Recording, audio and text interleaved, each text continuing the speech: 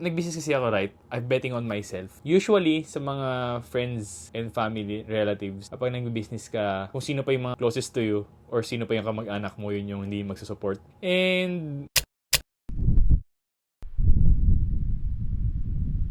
what's up guys? JM here. Welcome sa iyong fitness journey. This video, making it dahil with a personal milestone with age.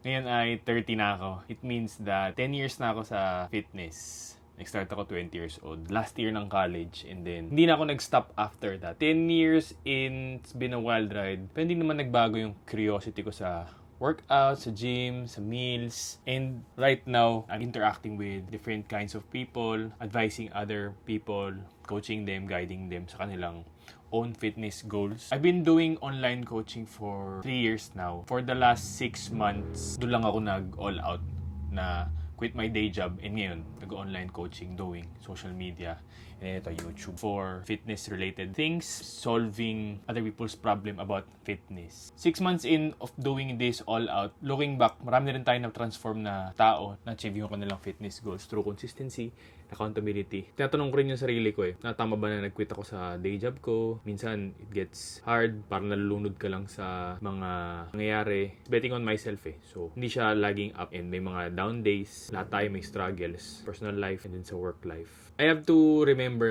why I started this May feedback yung isa kong client. Nag-start ako noon nung July sa pag-market ng sarili ko na nagtatransform ako ng physique through online lang. And there's this lady na nag-reach out sa akin through my marketing sa Facebook na kailangan niya doon mag-weight loss. Hindi ko na sabihin yung name pero discuss ko na lang tong line na to pero hopefully mapanood mo to, and this is coming from a proud standpoint and nakaka-happy kasi. So, di ba usually mga excuses natin as a person, usually busy, I have kids, I'm a wife, I'm husband, iba na yung life compared sa single life. Tapos may work pa ako, lagi akong busy sa work, stress ako sa work, hindi ko mapagtuunan ng pansin yung fitness ko, nanabana ako, tapos kung ano-ano yung nangyayari sa work, pagkain, medyo sabog, hindi ako nakapagluto, madalas eat out. And going through that phase, lahat naman tayo may problems and lahat tayo may struggles. Pero that particular lady, saktong-sakto. Kasi 6 months siya sa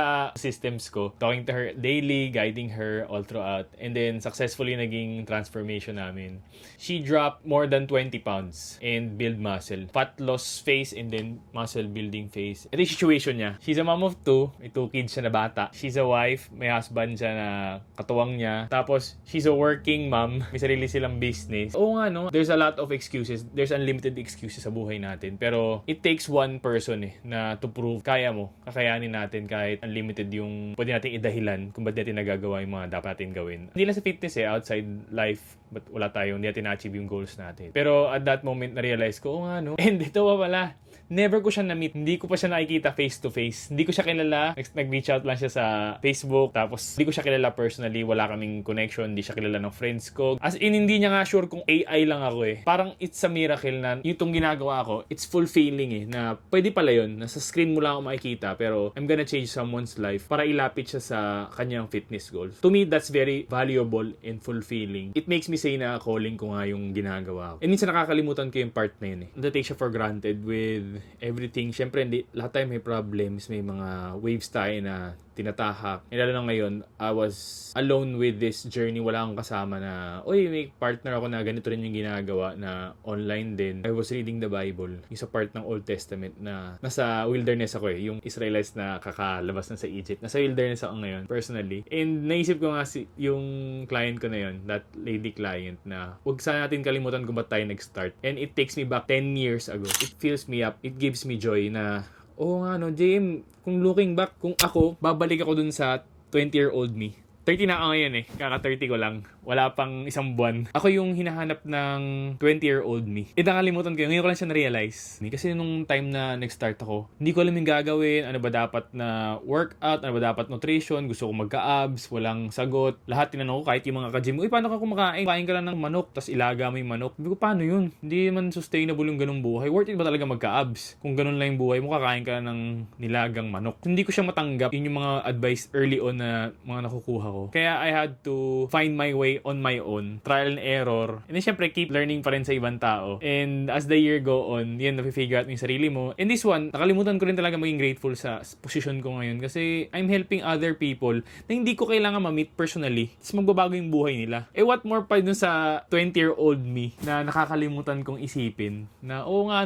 kung babalik ako dun sa 10 years ago na sarili ko. Tapos ganito yung nasa isip ko. Step by step, legit, ganun ako confident. Kaya ko siyang i-transform. Just me being there all the way. Kasi nga ngayon, hindi ko rin naisip na 10 years ago, kung ako naman yung 20-year-old me ngayon, hindi ko maisip na mag-transform ako ng mga people, lives na close to me, mga friends ko, through advice lang, without me seeing them, and strangers, hindi ko man lang kilala. Nakikilala ko na lang all throughout the process na nasa loob sila ng systems ko, na accountability systems ko. And sobrang saya pala na ginagawa ko yung calling ko, na fulfill yung mga goals ng iba dahil sa akin. More than 20 na yung na-transform natin all throughout. Just giving them advice. Yung mga nauna ko talaga 3 years ago, before ako mag-all out, na-advisean ko lang sila, ginagawa ko na siya for free. Meron akong friend dati kasi hindi ako dito sa Metro Manila nag-work, pabalik-balik ako. Pero pagka dito ako sa Metro Manila noong time na yun, lagi ko siya minimit, nagko-coffee lang kami. Another story of my friend, close friend ko, elementary friend ko siya. Sabi niya, James, paano ba yung ginagawa mo? Turuan mo naman ako. Nagko-coffee kami noon, 3 days after that, I have to leave. Bro, akin yung phone mo, sabi kong ganun. Ganito gawin mo. Eto, sinet up ko na sa'yo. Input ka lang ng input. Huwag kang lalagpas sa calories mo. Yun lang. Kasi ang goal niya, weight loss eh. So, mawala na yung tiyan niya. Bumaba yung timbang niya. O ito, gagawin mo. Pag kumain ka, input. Input ka lang ng input. Tapos huwag kang lalagpas sa binigay ko tong calories. Malis na ako. Yun lang ginawa ko. Hindi ko naman masyadong inisip. Tapos, 3 months after, 4 months after, bumalik na naman ako sa Metro Manila. So, nag-coffee na naman kami. Nagulat ako, ang payat niyan.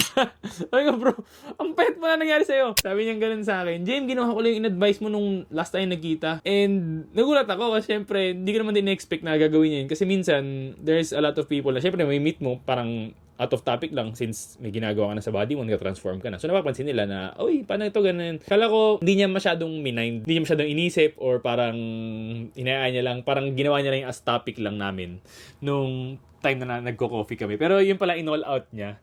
Which is sobrang nakakatawa na, pwede pala to pwede pala to. Hindi ko pa pinagkakitaan yung online coaching nun. Or pinagkakitaan ko na pero as a side hustle lang.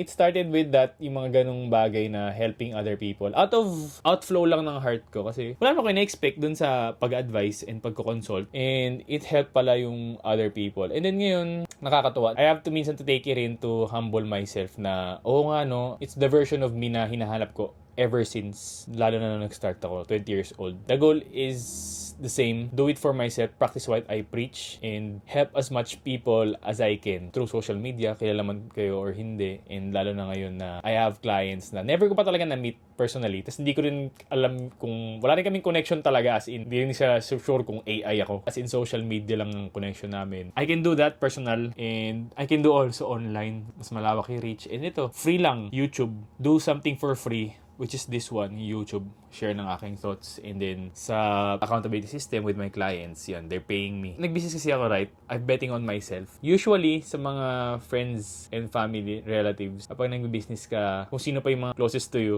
or sino pa yung kamag-anak mo, yun yung hindi magsusupport. And, hindi ko ma-prove yun kasi nangyari sa akin opposite eh. Yung mga closest friends ko and family, yun yung unang nag-support sa akin. Paano ba yan, JM? Paano ba yan? Tapos ito, turuan ka ganito. And they drop 35 pounds, yung isa, 15 pounds, nagad ng muscle. And forever na sa kanila yung result and alam na nila yung gagawin forever. It's a thing na hirap sila all throughout the years. Pero after namin ko sila na-advise or dumaan sa aking accountability systems, hindi na nila kailangan i-figure kasi alam na nila yung gagawin. It thrills me, minsan nakakalimutan ko lang na yung 20-year-old na person lang na payatin and walang abs. Gusto lang magka-abs. Gusto ko lang talaga magka-abs noon. Nung 20 years old ako. Gusto ko lang talaga magka-abs kasi nung elementary ako, ubis ako nun. Payat naman ako pero wala akong abs. Looking back, dapat ma-remember ko yung day one ko. Na ganun lang din ako as for me, personally. And now, nagagawa ko na yun, yung adding value to others. It goes to show na ito, YouTube and online coaching, it works talaga as long as you have accountability and consistency.